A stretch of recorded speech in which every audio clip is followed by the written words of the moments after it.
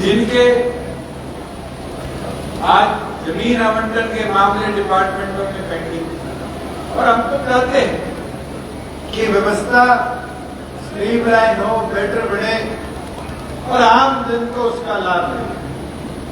और गांव के अंदर कहीं भी कोई चौपाल मंडी है, कम्युनिटी सेंटर बनना है, हमारी तो प्राथमिकता है कम्युनिटी सेंटर की, क्योंकि ये एक हमारे सामाजिक आने वाले का एक मिलाप या मेल कह लीजिए, जहां सब बैठकर आपसी एकता रखने का काम करते हैं। और जहां भी ग्राम पंचायतों के, और क्योंकि ग्राम पंचायत आज नहीं है, ग्राम सभाओं के रेजोल्यूशन आप ला के दोगे प्राथमिक तौर पे, वहां भी उन कम्युनिटी सेंटर्स का, चौपालों का निर्माण हम पूरा करवाने का काम है। और मैं तो कहता हूं अभी तो लगभग 230-40 करोड़ के आपके यहाँ सड़कों के निर्माण हुए हैं। आप सड़कें लाकर देने का काम करो, 6 खरब से ऊपर की बनवाना और उसको मोटरेबल बनाना हमारा काम है। मुझे याद है पिछले दिनों चौधरी ईश्वर सिंह जी और अवतार सिंह जी मेरे पास आए कि हमारी चीका की पंजाब से जाती हुई सड़कें बैठनी, और मुझे खुशी होती है कि एक हल्का ही नहीं, पूरे हरियाणा का हमने सामान्य विकास कराने का काम किया। लगभग 200-250 करोड़ की सड़कें तो चीका हल्के की हमने मंजूर कर इस वर्ष के अंदर कंप्लीट करवाने का काम किया। साथियों, जहां बात आती है सब डिवीजन, मैंने पिछले दिनों सारे साथी पूरी के भी इकट्ठे होकर आए थे, कैबिनेट के भी इकट्ठे होकर आए थे, और हमने इसकी फिजिबिलिटी डिप्टी कमिश्नर से मंगवा ली है।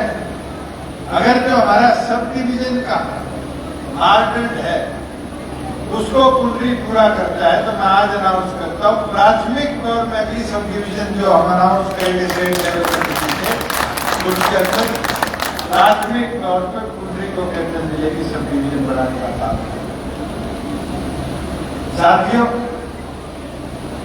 परसों से खरीद भी शुरू हो रही है, सरसों की खरीद शुरू हो चुकी है, और मुझे खुशी होती है कि 106 सरसों की मंडियां बनाई।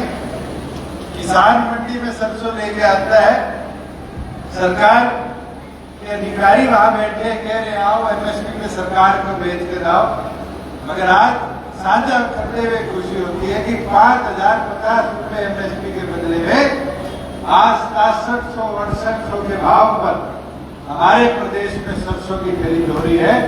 आज किसान को एमएसपी से भी 1500 रुपए ज्यादा सरसों का दाम मिल रहा है। और तो और गेहूं की खरीद तो 10 तारीख से शुरू हुआ करती थी अप्रैल से, आज में तो 25 तारीख तक 2009-10 में हमने खरीद देखी।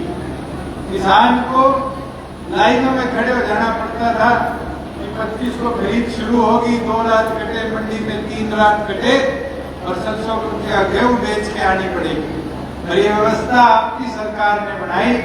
कोरोना काल में हमने प्रदेश के अंदर जितने 400 से ज्यादा प्राथमिक प्रदेश सेंटर और स्कूलों को और इस प्रकार की संस्थाओं को जोड़कर लगभग 1800 प्रोक्योरमेंट के सेंटर बनाने का काम किया। इतिहास में लगभग 160, 170, 180 मंडियां बना कर दी थी।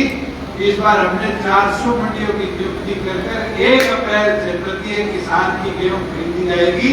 और मैं तो आज भी रास्ते में आ रहा था तो कमाईने चलने लगी। मैं तमाम किसान भाइयों को एक चीज जरूर कहना चाहूंगा कि 1 तारीख से जैसे जैसे आप पोर्टल पर अपलोड करोगे आपका नंबर भी आएगा, आपकी गेहूं को भी पूरी तौर पर खरीदने का काम सरकार करेगी। और ये वादा आपके सरकार का है कि जैसे पिछले साल 72 घंटे में किसान को उसका पैसा खाते में भेजने का काम किया था, अगर हम 2 साल में 60,000 करोड़ रुपया किसान के खाते में भेज सकते हैं और एक मंडी की दुकान बंद नहीं हुई, एक आड़ती आज पीड़ित नहीं हुआ, तो इस बार भी 3 दिन के अंदर 72 घंटे के अंदर आपको पूरी आपकी भुगतान फसल का अपने खाते में भेजने का काम आपकी सरकार करेगी। यहाँ खेलों की संस्थाओं की बात, आज तक कोई व्यवस्था नहीं थी। एक युवा खेल खेल योजना के माध्यम से गांव-गांव में स्टेडियम बन गए थे और स्टेडियम की इक्विपमेंट का काम नहीं किया जाता। मैं तो युवा साथियों से बोलने का काम करूंगा कि अगर आज आपके गांव के स्टेडियम की रख रखाई नहीं है तो आप अपने मनरेगा के मेट को पकड़ कर मनरेगा के माध्यम से उसको संवारने का भी काम करो और कहीं कोई दिक्कत आती है तो मुझे बताने का काम करो, तुरंत एक्शन उस पर लिया जाएगा। मगर मैं चाहूंगा कि प्रदेश के तमाम युवा खास तौर पर कुंडली स्टेडियम मांग रहा था, आप मनरेगा से उठाकर अपने ग्राम सचिव को साथ लगाकर एक स्टेडियम अगर मेरे को पूरा रखवाड़ी कराकर दिखा दोगे, उस मॉडल को पूरे हरियाणा में हम रेप्लिकेट करने का काम करेंगे। मैं तो इतना आपको जरूर बोल सकता हूं कि हमारा प्रयास रहा है कि हर प्रकार से, चाहे वो नहरों का दोबारा रख रखाव हो, कच्ची नहरों को पक्का करने की बात, माइक्रो इरिगेशन के माध्यम से डार्क जोन और डार्क ना हो, खेती लाभकारी बने, उसके ऊपर काम।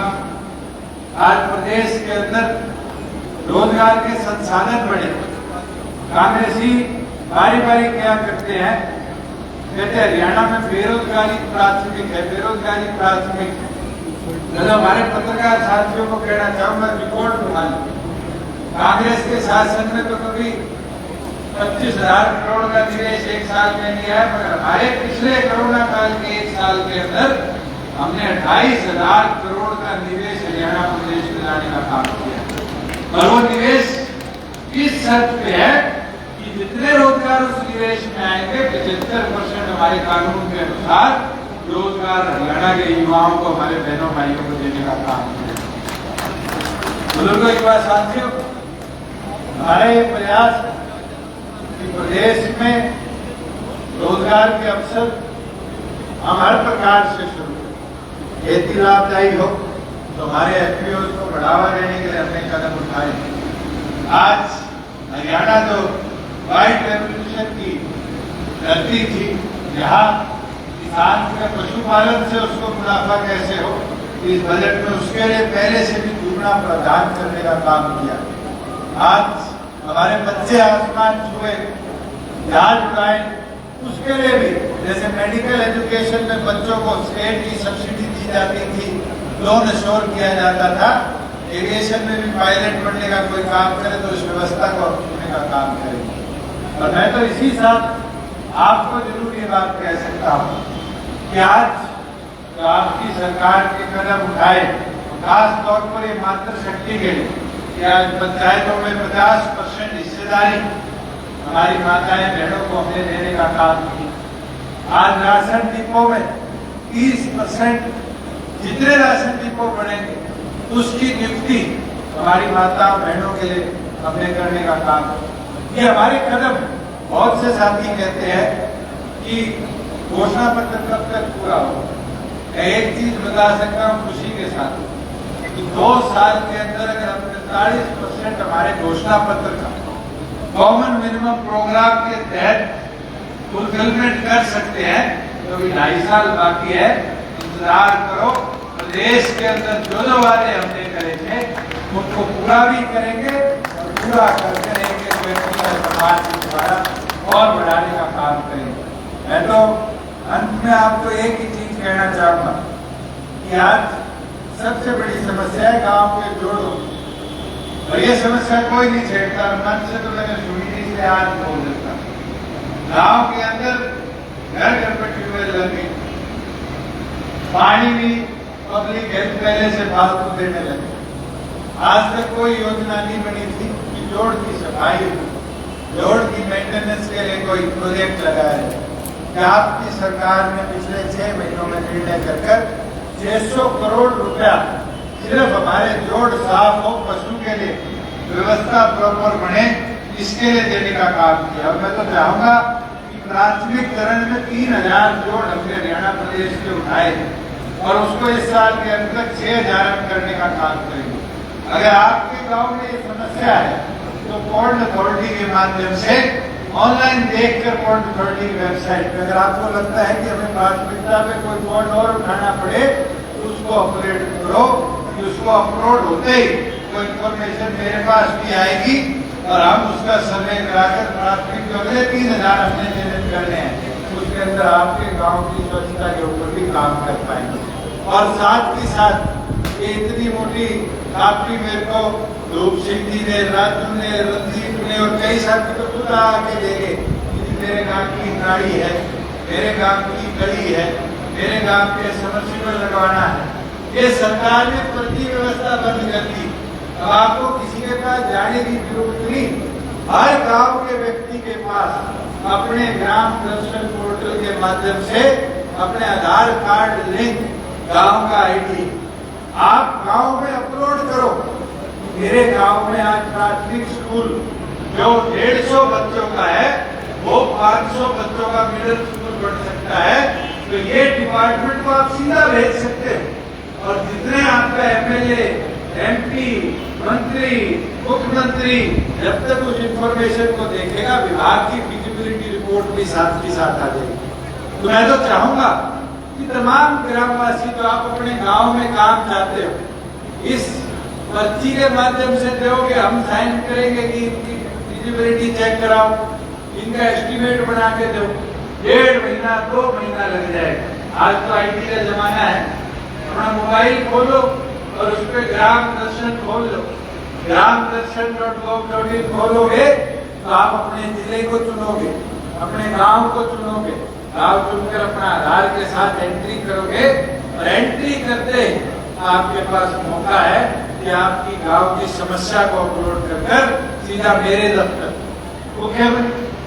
मुख्यमंत्री के दफ्तर तक, आपके सरपंच, जिला परिषद प्रतिनिधि, राज्यसभा लोकसभा एमपी, आपका एमएलए, आप उस तक उस समस्या को बुला सकते हो। जो आपकी रिकमेंड करता है वो भी आपको पता चल जाएगा। अगर कहना कि कोई मैं रिकमेंड करता हूँ नहीं करता हो तो उस गांव के नागरिक को पता चलेगा कि क्या मेरे काम को आगे विधायक ने, सांसद ने, मंत्री ने भेजने का काम किया। साथियों, धीरे धीरे कर व्यवस्था बहुत आधुनिक और सुधर रही और हमारा तो प्रयास रहेगा कि आपके प्यार आशीर्वाद के साथ, इस जोश के साथ किसी प्रकार से हरियाणा प्रदेश को और प्रगति की पथ पर ले जाने का काम करें।